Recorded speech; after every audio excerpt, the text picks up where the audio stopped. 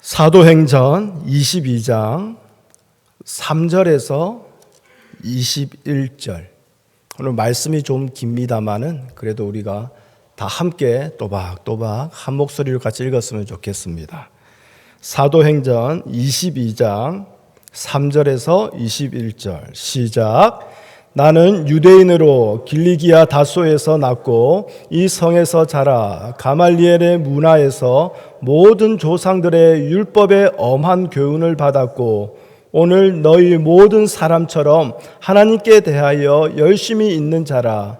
내가 이 돌을 박해하여 사람을 죽이기까지 하고 남녀를 결박하여 옥에 넘겼노니 이에 대제사장과 모든 장로들이 내 증인이라. 또 내가 그들에게서 다메섹 형제들에게 가는 공문을 받아 가지고 거기 있는 자들도 결박하여 예루살렘으로 끌어다가 형벌 받게 하려고 가더니 가는 중 다메섹에 가까이 갔을 때에 오중쯤 되어 호련히 하늘로부터 큰 빛이 나를 둘러 비치매 내가 땅에 엎드려져 들으니 소리 있어 이르되 사울아 사울아 내가 왜 나를 박해하느냐 하시거늘 내가 대답하되 주님 누구시니까 하니 이르시되 나는 내가 박해하는 나사렛 예수라 하시더라.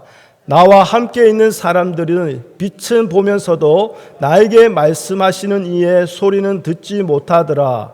내가 이르되 주님 무엇을 하리이까? 주께서 이르시되 일어나 다메섹으로 들어가라. 내가 해야 할 모든 것을 거기서 누가 이르리라 하시거늘 나는 그 빛의 광채로 말미암아 볼 수 없게 되었으므로 나와 함께 있는 사람들의 손에 끌려 다메섹에 들어갔노라. 율법에 따라 경건한 사람으로 거기 사는 모든 유대인들에게 칭찬을 듣는 아나니아라 하는 이가 내게 와 곁에 서서 말하되 형제 사울아 다시 보라 하거늘 즉시 그를 쳐다보았노라. 그가 또 이르되 우리 조상들의 하나님이 너를 택하여 너로 하여금 자기 뜻을 알게 하시며 그 의인을 보게 하시고 그 입에서 나오는 음성을 듣게 하셨으니 내가 그를 위하여 모든 사람 앞에서 내가 보고 들은 것의 증인이 되리라. 이제는 왜 주저하느냐? 일어나 주의 이름을 불러 침례를 받고 너의 죄를 씻으라 하더라. 후에 내가 예루살렘으로 돌아와서 성전에서 기도할 때에 황홀한 중에 봄에 주께서 내게 말씀하시되 속히 예루살렘에서 나가라. 그들은 내가 내게 대하여 증언하는 말을 듣지 아니하리라 하시거늘 내가 말하기를 주님 내가 주를 믿는 사람들을 가두고 또 각 회당에서 때리고 또 주의 증인 스데반이 피를 흘릴 때에 내가 곁에 서서 찬성하고 그 죽이는 사람들의 옷을 지킨 줄 그들도 아나이다. 나더러 또 이르시되 떠나가라. 내가 너를 멀리 이방인에게로 보내리라 하셨느니라. 아멘. 하나님 감사합니다. 오늘 다시 한 번 더 주님 말씀 앞에 세워주시니 감사합니다. 하나님 이 말씀이 우리에게 절대적인 기준이 되게 하시고 절대적인 생명이 되게 허락하여 주시옵소서. 이 말씀을 들을 때에 합리하지 않게 하시고 양보하지 않게 하여 주시고 그럴 수 있다라고 양보하지 않게 도와주시옵소서. 오직 이 말씀이 말씀하신 거라면 그것이 무엇이든 우리의 삶에 그대로 이루어지는 아멘의 역사가 오늘 이곳에서 시작되게 허락하여 주시옵소서. 예수님의 이름으로 기도합니다. 아멘. 제가 오늘 설교를 이렇게 준비하면서요, 동영상을 몇 가지 이렇게 찾아보게 되었습니다. 그런데 그 제목이 이렇습니다. 기도의 힘은 삶의 기적을 만든다. 끊임없이 기도하고 끊임없이 나아갈 뿐. 혹시 이 동영상 본 적 있으십니까? 제목만 보면 어떤 큰 교회 어떤 목사님께서 이렇게 설교하신 그런 것 같습니다. 근데 사진을 한번 보여주시겠어요? 네. 우리 광우 스님께서 하신 설법입니다. 불교 TV, 네, 부디스트, 한국에 있는 코리안 부디스트 미디어 그 TV에 나오는 스님이, 네, 저 스님이 이제 그쪽 불교 쪽에서는 좀 이렇게 잘 나가시는 분인 것 같아요. 근데 저 스님이 이렇게 짧게는 20분, 길게는 40분까지 이렇게 설교가 아니고 불교에서는 설법이라고 하죠. 설법을 하신 건데 그 제목이 적은 거예요. 기도의 힘은 삶의 기적을 만든다. 저거 이제 사진 안 보고요. 제목만 들으면 어떤 목사님 설교 같아요. 그렇죠? 그리고 그 다음도 끊임없이 기도하고 끊임없이 나아갈 뿐. 성도의 삶에 대해서 말하는 목사님 설교 같아요. 그래서 좀 더 찾아봤습니다. 그러니까 이런 제목들이 계속 있어요.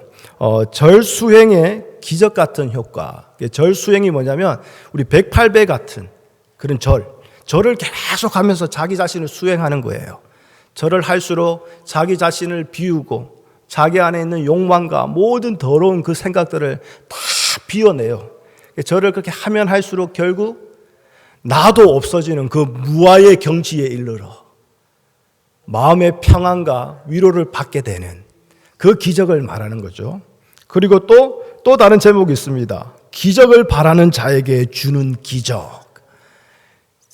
이 제목들 보면 와, 이제 교회에서 설교 제목을 해도 야 너무 좋겠다 이럴 정도입니다. 여러분, 흔히 우리는요 기독교 안에서 특별히 하나님을 믿는 자들만 기적을 체험할 수 있다라고 우리는 그냥 그렇게 생각하고 있습니다. 그러니 누가 기적적으로 어떤 병고침을 받았다, 아니면 정말 불가능한 문제였는데 그 일들이 해결되었다, 그렇게 하면 우리는 어떻게 자동적으로 해석합니까?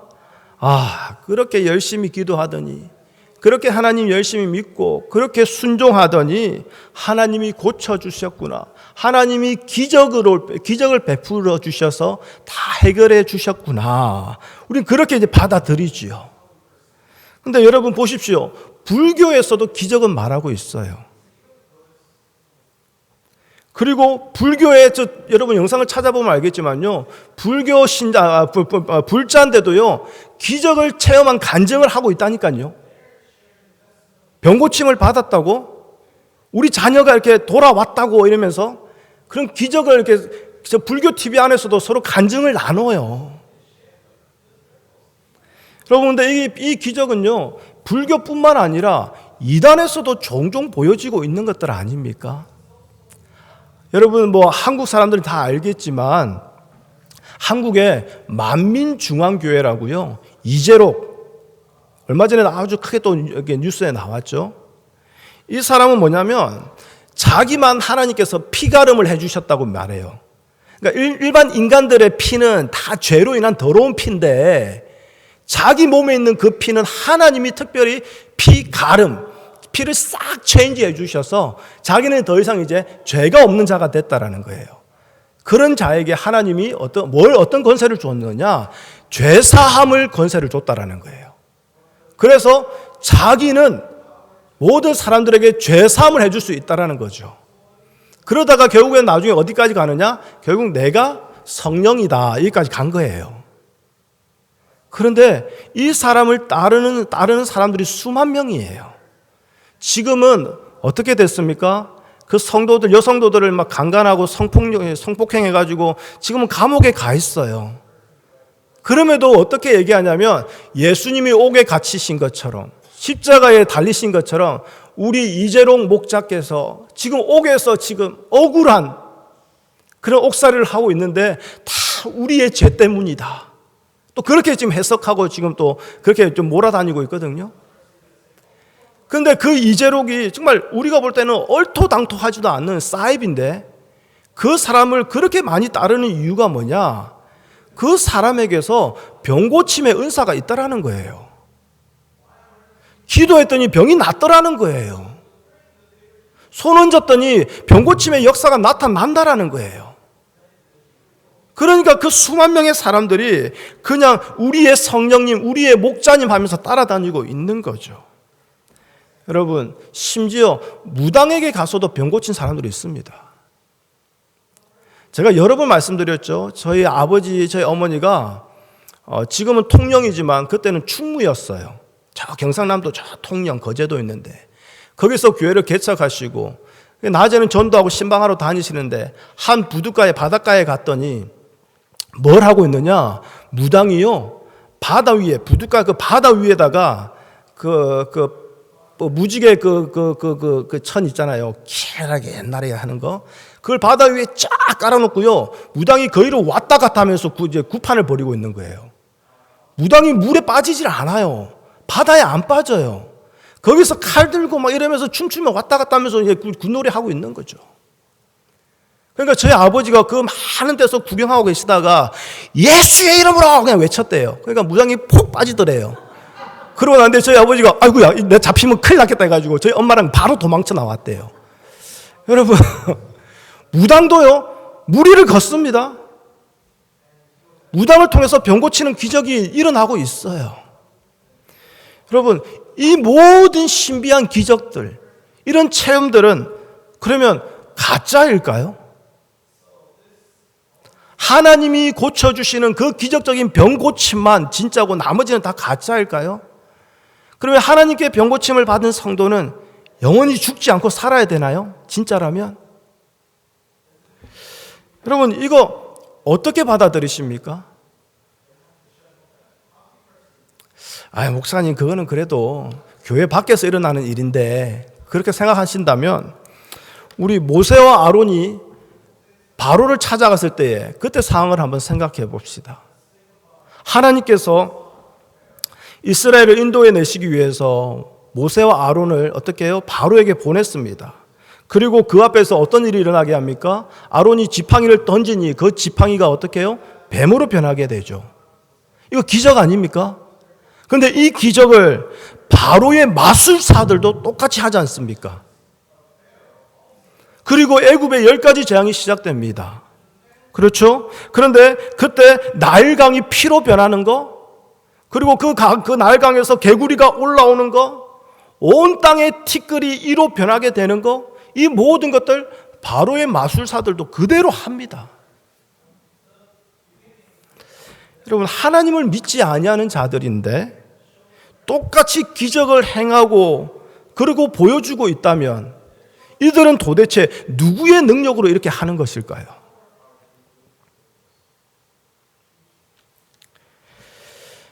여러분 사실 사탄도 얼마든지 이적을 행할 수 있습니다. 사탄도 얼마든지 기적을 베풀 수가 있습니다.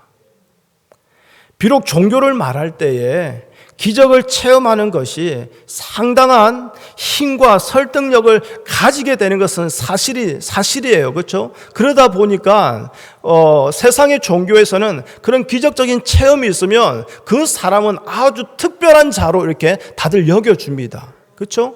그만큼 수행을 했다든지 그만큼 어떤 영이 깨끗하다든지 그렇죠? 여러 가지로 해석을 하면서 그 사람을 높여주죠. 근데 그 모습이 오늘날 우리 교회 안에서도 그대로 나타나고 있지 않습니까?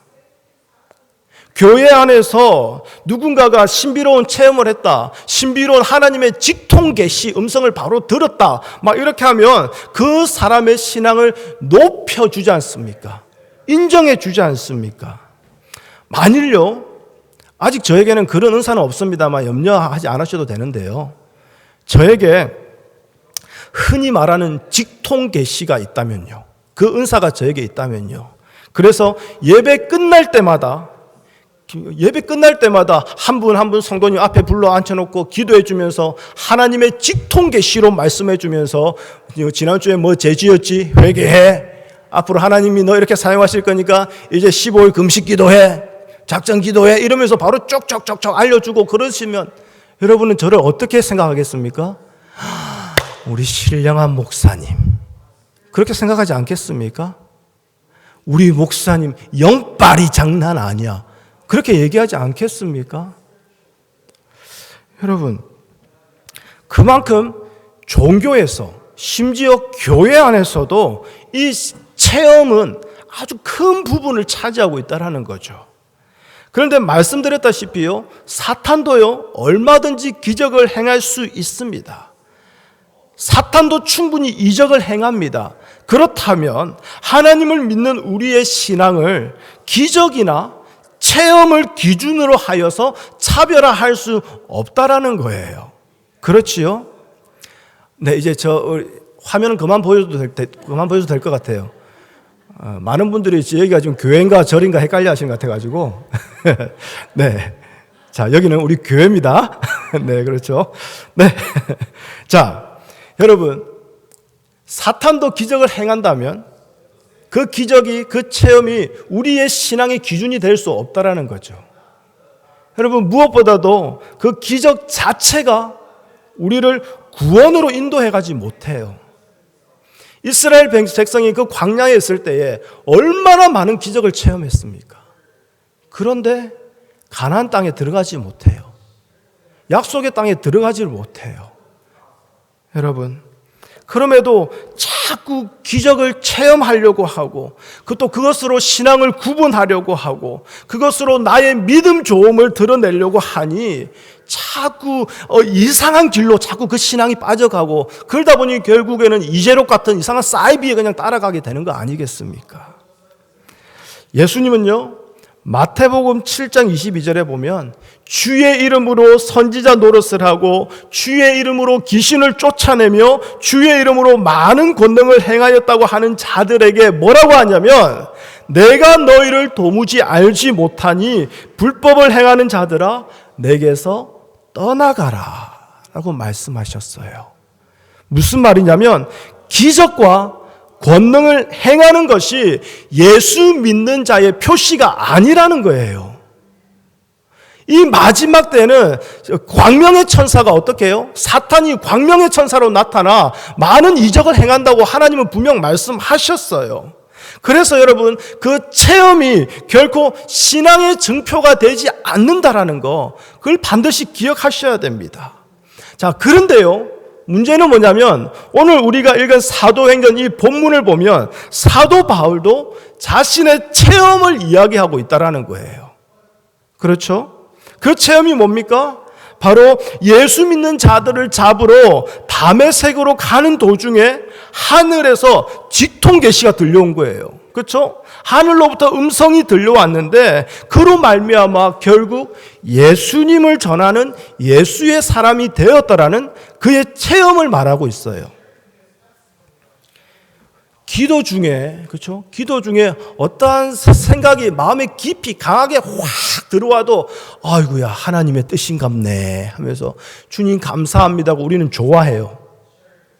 그런데 하늘에서 음성이 직통 계시로 들려왔다면 이거 분명 놀라운 신비한 기적 아닙니까? 이러한 기적은 우리도 체험하고 싶어 하는 것이지요. 그런데 지금 바울은요, 평범한 주일날 교회 안에서 설교하고 있는 것이 아니라는 거예요. 지금 바울은 천부장에 의해서 끌려가고 있는 상황입니다. 그런데 끌려가는 중에 그 천부장에게 부탁해서 자기를 죽이려고 했던 그 유대 군중들을 향해서 잠시 말할 수 있는 기회를 받은 거죠. 여러분, 지금 이 바울의 신비한 체험을 한 번쯤은 경험해 보고 싶어 하고 부러워하는 그런 교회 안에 있는 성도들이 그 성도들에게 그 말을 하고 있는 게 아니라 바울을 죽이고자 하는 자에게 지금 바울은 이 얘기를 하고 있다라는 거예요. 그리고 그 이야기의 내용도 무엇이냐면 그 유대인들 자신들이 지금까지 그 조상 대대로 내려왔던 자신들의 그 자존심, 그 프라이드, 성전 가지고 있고 성전 안에서 제사를 드리고 하나님이 우리에게만 율법을 주셨다라는 그 선민 사상, 자기들은 반드시 하나님의 백성이라고 말했는데 그 모든 것을 뭐라고요?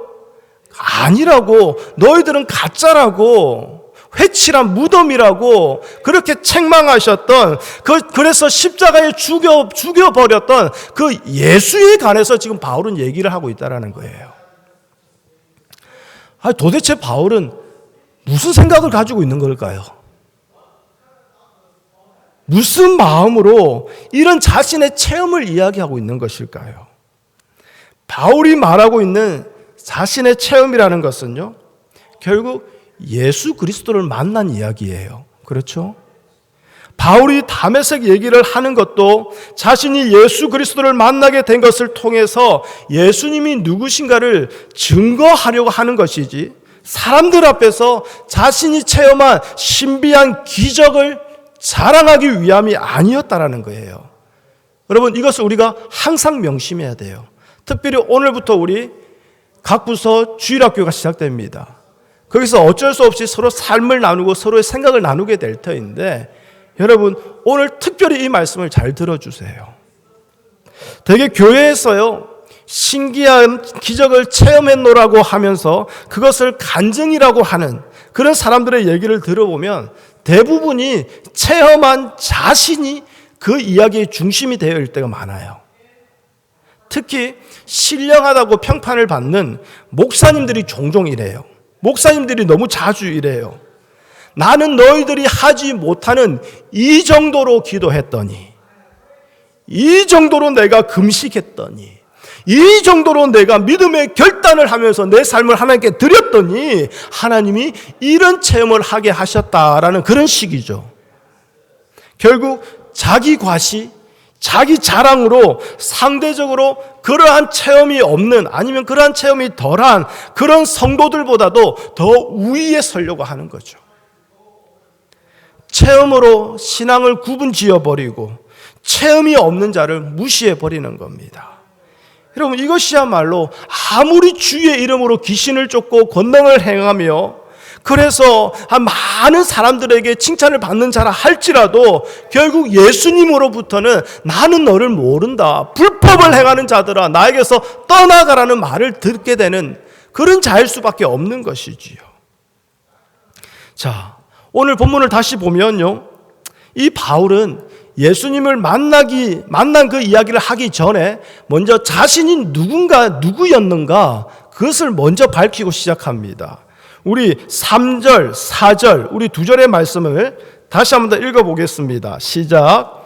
나는 유대인으로 길리기아 다소에서 났고 이 성에서 자라 가말리엘의 문화에서 우리 조상들의 율법의 엄한 교훈을 받았고 오늘 너희 모든 사람처럼 하나님께 대하여 열심히 있는 자라. 내가 이 돌을 박해하여 사람을 죽이기까지 하고 남녀를 결박하여 옥에 넘겼노니.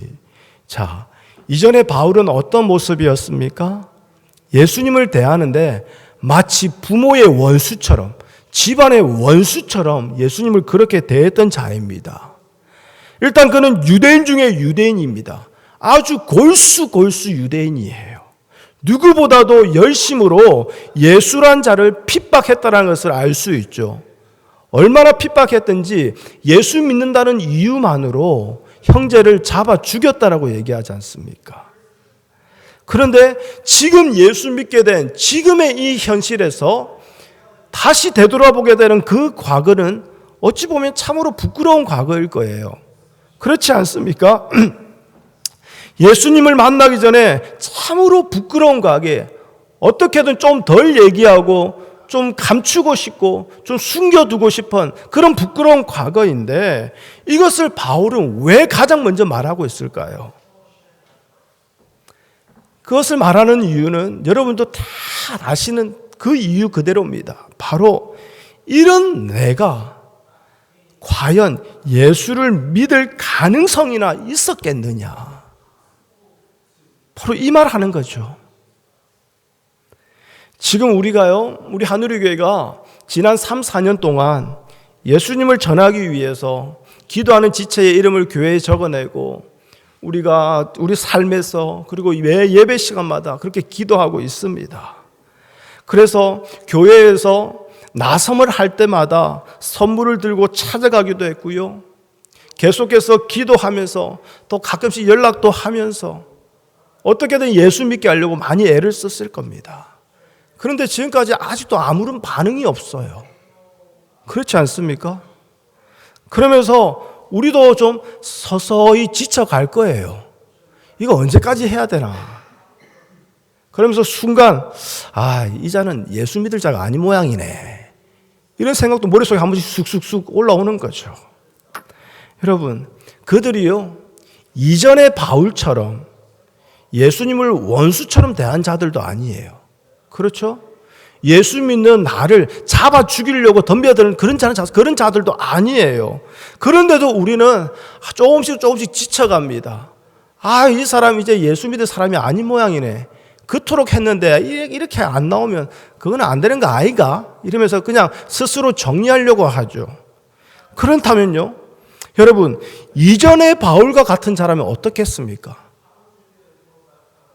정말 예수를 핍박하고 예수 믿는 자를 잡아 죽이고 예수 믿는 자가 돌에 맞아 죽어가는데 옆에서 잘 됐다, 네가 한 그대로 네가 벌 받는 거야, 이렇게 손가락질하는 그런 자라면요, 그런 자가 예수를 믿는다? 말도 안 되는 소리지 않습니까? 우리가 3년 4년 동안 기도했는데 또 아무런 반응이 없는 자를 보면서 이 자는 아닌가, 이런 생각이 들 정도인데, 이전의 바울이라면 그런 바울이 예수를 믿는다? 이건 불가능한 일 아닙니까? 그런데 이게요, 바울 자신이 생각해봐도 맞다, 불가능하다, 지금 바울은 그 얘기하고 있는 거예요. 그러한 자신이 다메섹에서 예수님의 음성을 듣고 예수님의 사람이 된, 예수님을 증거하는 증인이 된 그 과정에 대해서 말을 하고 있다는 거예요. 그러면 이것을 말하는 그 이유는 분명하게 드러나죠. 바로 내 스스로 예수님을 믿기에 절대 불가능한 사람이 지금은 열심히 예수님을 증거하는 예수님의 사람이 되었습니다. 그렇다면 이것은 누구의 능력일까요? 이걸 말하는 거예요. 바로 살아계신 예수님의 능력, 바로 그걸 말하고 싶은 거죠. 예수님의 능력이 예수님의 은혜와 사랑이 아니고서는 도저히 설명될 수 없는 나의 인생입니다. 그걸 말하는 거예요. 바울은요, 그런 자신을 내세워서 이 유대인들에게 지금 부활하신 그 예수님은 여전히 살아계셔서 지금도 역사하고 계심을 증거하고자 하는 것이지요. 유대인들이 죽인 그 예수가 부활했다면 그것이야말로 그들이 죽였던 그 자가 곧 하나님의 아들이라는 뜻이 되는 거죠. 그렇다면 스스로 지금까지 하나님께 열심히 있다고 자부하며 하나님의 백성이라고 여겼던 그들이 오히려 하나님을 대적하고 하나님의 아들을 죽이는 하나님의 원수가 되는 것이, 원수로 되어 버리는 거죠. 그러니까 그들이 이 바울의 말을 듣고는 또다시 분노하게 되는 거죠. 여러분, 바울은요, 지금 분명 자신의 체험을 이야기하고 있습니다. 오늘날 우리는 이것을 간증이라고 얘기해요. 그렇죠? 조그만 소그룹에서는 삶의 나눔이라고 얘기해요. 그런데 자신의 체험을 이야기하고 있는데 그 이야기의 중점은 무엇입니까? 하늘에서 들려오는 직통계시, 예수님의 음성을 들었다라는 그 신비한 체험에 있지 않다라는 거예요. 마치 저는요, 지난주에요, 기도하다가요, 하늘에서 예수님의 음성을 직접 듣게 되었어요. 아주 고귀하게, 나만 그렇게 한 것처럼. 그러면서 이런 나보다 잘난 사람 있으면 나와 봐라는 식으로. 지금 그런 식으로 다른 사람이 경험하지 못한 신비한 체험을 말함으로써 그런 나를 높이고 그런 나를 자랑하고자 하는 것이 아니라는 거예요. 바울이 자신의 이야기를 하면서 드러내는 그 바울의 체험은 무엇입니까? 지금도 살아 역사하시는 예수님께서 자신을 붙들고 계신다라는 거. 예수님이 지금도 나를 붙들고 지금도 나를 지키시며 지금도 나와 함께 하신다라는 거, 이 체험을 말하고 있는 거죠. 결코 스스로는 예수님을 찾을 수도 믿을 수도 없는 자신에게, 그런 자신에게 예수님이 직접 찾아와 주셨어. 예수님이 직접 말씀해 주시고 그렇게 자신을 붙들어서 예수님의 사람으로 만들어 주셨고, 지금은 예수님의 무한하고 크신 권능이, 그 사랑이, 그 은혜가 지금 잡혀가며 끌려가는 이 상황에도 나를 붙들고 계신다라는 그 위대한 체험이 바로 지금 바울이 말하는 자기의 이야기요, 자기의 간증이요, 삶의 나눔이라는 거예요. 여러분, 그러면요, 여기서 바울이 말하는 이 하늘의 음성은 무엇일까요? 하나님께 직통 계시 받았다라는 자기 자랑일까요? 아니지요. 그것은 바울을 불러 세우시고 붙들기 위해서 하나님이 사용하신 하나님의 도구일 뿐이라는 거예요. 더 이상도 더 이하도 아닙니다. 그것이 우리의 자랑이 될 만한 것이 아니라는 거예요. 여러분, 한번 생각해 보십시오. 자녀들을 키워보셨지요? 자녀들을 키울 때요, 말 잘 듣는 애들은요, 별로 손이 갈 게 없어요. 때릴 게 없어요. 그냥 샤워해라, 네, 샤워하러 갑니다. 공부해라, 네, 공부합니다. 밥 먹으라, 네, 밥 먹습니다. 그런데요, 샤워해라 하면 옷은 벗는 것 같은데 샤워를 안 들어가요. 벌거벗고 온 집안을 뛰어다니며 이것저것 다 해요. 그래가지고 결국에는 이 애비가 참다 못해 로이야! 그러면 I'm going! 그러면서 또 딴 방 가요. 쏙 터져요. 그럼 결국에 어떻게 합니까?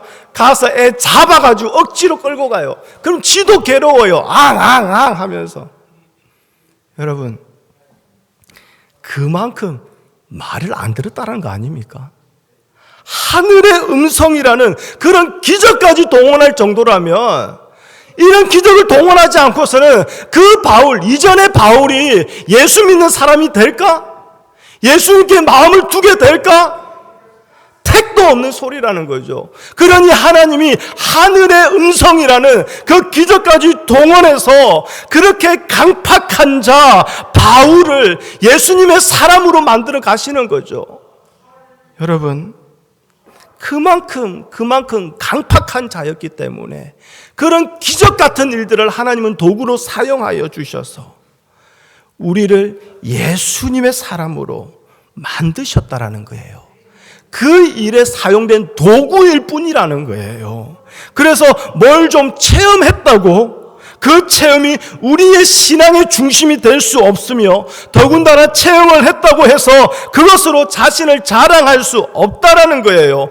여러분, 어떻게 보면요, 체험이 많으면 많을수록 그만큼 내가 꼴통이었다라는 거예요. 그렇지 않습니까? 사도 바울, 지금은 괜찮아요. 근데 그 이전에, 예수 만나기 전에 바울이 그만큼 꼴통이었다라는 거예요. 하나님에 대해서 열심은 있었어요. 그런데 자기 열심이었어요. 자기 의였어요. 자기의 수고였어요. 그만큼 하나님께 마음을 둘 만한 그런 자가 아니니 하나님이 이놈의 꼴통 어떻게 고쳐볼까? 그래서 하늘의 음성을 직접 들려주시는 그 도구를 사용하신 거 아닙니까? 여러분, 그런 꼴통이 지금 예수님을 만난 이야기를 하고 있어요. 근데 이 이야기 안에요, 놀라운 성경의 진리가 담겨져 있어요. 그게 무엇입니까? 그 어떤 인간도 자신의 의지나 선행이나 공로로 예수님을 믿을 자는 없다라는 거예요. 그 누구도 스스로 자신의 마음을 예수님께 줄 수 있는 자는 없다라는 거예요. 그만큼 완악한 자기 중심으로 살아가는 존재이기 때문에 전적으로 하나님께서 자기 백성으로 택하시고 찾아와 주시고 불러주셔서 믿음을 선물로 주셨기 때문에 우리가 예수를 믿게 되었다라는 이 성경의 진리가 이 지금 바울의 이야기 안에 담겨 있는 것이지요. 무슨 말입니까? 모든 것이 하나님의 은혜라는 거예요. 모든 것이 하나님의 은혜이기 때문에 우리가 그 은혜 앞에서 내가 좀 체험했다고 죄송해요, 꼴통짓 할 수 없다라는 것이지요. 여러분, 제가 히스기야 왕의 이야기를 참 제가 여러 번 말씀드렸습니다. 근데 다시 한 번 더 말씀드릴게요. 히스기야 왕이 죽을 병에 걸렸어요. 그렇죠? 그런데 하나님은 그 히스기야 왕을 그 죽을 병에서 다시 15년을 더 살게 해주시는 그 기적적인 체험을 하게 하십니다. 그 이유는 무엇일까요? 그가 다른 이스라엘 왕들보다 선했기 때문에, 다른 이스라엘 모든 왕들보다도 하나님을 잘 섬겼기 때문에, 그래서 하나님이 그를 특별히 사랑하셨기 때문에 그 놀라운 체험을 하게 하셨을까요? 그게 아니지요. 그렇게 죽음에서 건져주는 그런 기적적인 체험을 하지 않고서는 하나님께 전혀 마음을 두지 않을 자가 오히려 히스기야였기 때문에 그런 거예요. 여러분, 히스기야는요, 이스라엘 그 어느 왕들보다도 선한 왕 맞습니다. 그 땅의 모든 산당들을 제거했습니다. 모든 우상들을 다 무너뜨렸습니다. 하나님을 믿지 아니하고 그 옆에 있던 아수르 왕을 섬겼던 그 모든 이스라엘 왕의 전통을 다 무너뜨리면서 우리는 저 이방 나라 아수르 왕을 섬기지 아니한다, 우리는 하나님을 섬긴다고 말했던 자가 바로 이 히스기야 왕이에요. 정말 예수 잘 믿는 사람 아닙니까? 그런데 그에게 하나님이 어느 날 병을 주셔서 내가 너를 죽게 할 것이다 했더니 히스기야가 대뜸 하는 말이 뭡니까? 하나님, 지금까지 내가 한 선한 일들을 보십시오. 이게 그의 기도의 첫 시작이었어요. 내가 이렇게 하나님을 섬겼는데, 이렇게 하나님 앞에서 많은 일을 했는데, 이렇게 교회에서 많은 봉사를 했는데 지금 나 데려간다고요? No way, Jose man. 이거 아닙니까? 하나님, 이거는 잘못된 거예요. 하나님 그러시면 안 돼요. No. 하나님을 위해서 모든 것을 한 것 같은데 그 모든 것이 다 나의 공로로 쌓여 있어요. 나는 이렇게 했으니까, 나는 이렇게 믿었으니까, 이렇게 수고했으니까 하나님은 나를 반드시 잘되게 해주셔야 돼요. 하나님께 마음 두고 있는 자가 아니라 나에게 마음 두고 있는 자죠. 그렇지 않습니까? 그러니 하나님이 그 히스기야에게 죽음을 맛보고 죽음에서 15년을 더 살게 하는 그 기적적인 체험을 하게 하심으로 결국 나중에는 어떻게 합니까? 하나님이 옳습니다. 하나님이 선하십니다. 설령 내 자식들을 다 포로로 잡아가 이방 나라에 거기서 종으로 살게 한다 하실지라도 하나님은 옳습니다. 결국 모든 마음을 하나님께 두는 자로 만들어 버리시는 거 아닙니까? 여러분, 이래서 하나님은 그 기적적인 체험들을 하나님의 도구로 사용하신 거예요. 그러니 우리가 어떤 체험에서든지 진심으로 예수 그리스도를 만난 자라면 내가 체험한 그 나를 말하고 그 놀라운 신비한 경험을 말하는 것이 아니라 예수 그리스도께서 나 자신을 붙들어 주신 그 예수님의 위대한 권능을 찬양하고 높이게 되는 것, 이게 바로 진심으로 예수 그리스도를 만난 성도의 이야기요, 성도의 간증이요, 성도의 삶의 나눔이라는 거예요. 만약 여러분에게 예수님을 만나고 경험한 체험에 대해서 오늘 좀 앞에 나오셔서 얘기해 주세요라고 말한다면 여러분 무엇을 얘기하시겠습니까? 간증 프로그램에 나오는 그런 자들처럼 극적이고 놀라운 체험이 없을 수도 있어요. 그러다 보니까 별로 얘기할 게 없어요라고 생각할 수도 있을 거예요. 그런데 이것은 성도의 위대한 체험이 무엇인가를 모르기 때문에 그런 거예요. 바리새인과 사두개인들이요, 예수님에게 나옵니다. 그러면서 하늘로서 온 표적을 우리에게 보여달라고 요구하죠. 말 그대로 내 눈에 보이는 신비한 기적을 보여주십시오. 그거 아닙니까? 그러니 예수님이 뭐라고 대답하셨습니까? 우리 마태복음 16장 4절 말씀이에요. 한번 보여주세요. 함께 읽어보겠습니다. 시작. 악하고 음란한 세대가 표적을 구하나 요나의 표적 밖에는 보여줄 표적이 없느니라. 여러분, 요나의 표적은 무엇이죠? 십자가를 의미합니다.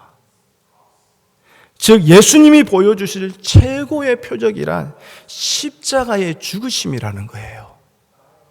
그렇다면 우리에게 있어서 최고의 경험, 최고의 체험은 무엇일까요? 그것은 당연히 나 같은 자가 그 십자가에서 예수님을 만나는 것. 이게 우리의 최고의 체험 아닙니까? 나같이 완악하고 악한 죄인을 구속하기 위해서 예수님이 죽으시고 위대한 권능으로 나를 붙드셔서 지금 이처럼 예수를 그리스도라고 고백할 수 있게 되었음을 우리가 정말 알고 믿는 자라면 그것이야말로 성도인 나에게 가장 위대한 체험이 되는 것 아니겠습니까? 이 체험 앞에서 그 어떤 다른 체험이 내가 더 잘났다고 자랑하면서 나설 수 있겠느냐 이 말입니다. 이 체험 앞에서 그 어떤 체험도 내세울 것이 되지 않는다라는 거, 그것을 깨닫게 되지 않겠습니까? 그러므로 우리가 나눠야 할 체험은, 우리가 나눠야 될 간증은요, 십자가에 죽으신 예수 그리스도를 만나게 된 것, 이것이 우리의 최고의 체험이 되어야 되는 것이지요. 우리 마태복음 10장 2절에서 4절 말씀 함께 보겠습니다. 마태복음 10장 2절에서 4절 시작. 12사도의 이름은 이러하니 베드로라 하는 시몬을 비롯하여 그의 형제 안드레와 세베대의 아들 야고보와 그의 형제 요한, 빌립과 바돌로메, 도마와 세리마테, 알페오의 아들 야고보와 다데오, 가나나인 시몬 및 가룟 유다 곧 예수를 판 자라. 자, 이거는 마태복음에 적힌 거예요. 마태가 이 마태복음을 적었겠죠? 근데 이 마태가 마태복음을 언제 적었을까요? 예수님께 제자로서 부름받았고 예수님을 쫓아다니고 그러면서 애쓰고 그러다가 어느 날 갑자기 예수님이 팍 죽어버렸네. 아이고 큰일 났네. 내 인생 망했네. 그랬는데 예수님이 부활하셔서 다시 나타나신 거예요. 어이구야, 내 인생 다시 회복될라나? 그런데 예수님이 내 인생을 도와주기는커녕 계속 하나님 나라에서만 가르쳐 주시다가 하늘로 쏙 가버리시네요. 그리고 난 뒤에 성령을 보내주셨어요. 성령이 그 마음 가운데 들어오고 그러면서 예수님의 사역이 이해되고 예수님의 가르침이 이해되고 그러니 그 예수님이 나 같은 자를 왜 불러주셨는지 그것이 이해가 되지 않았겠습니까? 그러면서 자기 인생을 되돌아본 거예요. 마태복음을 적다가 자기 이름을 예수님이 나를 불러주신 그 순간 자기 이름을 적는데 그냥 마태라고 적을 수가 없는 거예요. 왜요? 내가 어떤 자였는지를 다시 한번 더 자기가 절감하게 되는 거죠. 나는 세리였어. 당시 그 이스라엘에서 대표적으로 못된 두 놈을 골라라 하면 세리와 창녀 아닙니까? 세리와 창녀, 가장 못된 놈. 이 인생에서 이제 나는 어떻게 해도 더 나아질 거 없어. 그냥 이 바닥에서 우리 동족들 그냥 세금으로 피 빨아먹으면서 내 배 불리고 내 자녀 잘 먹으면 된 거야. 하나님을 믿는 신앙의 양심도 다 때려치운 그 세리 그 자리. 그런데 그런 나를 예수님이 불러주셨어.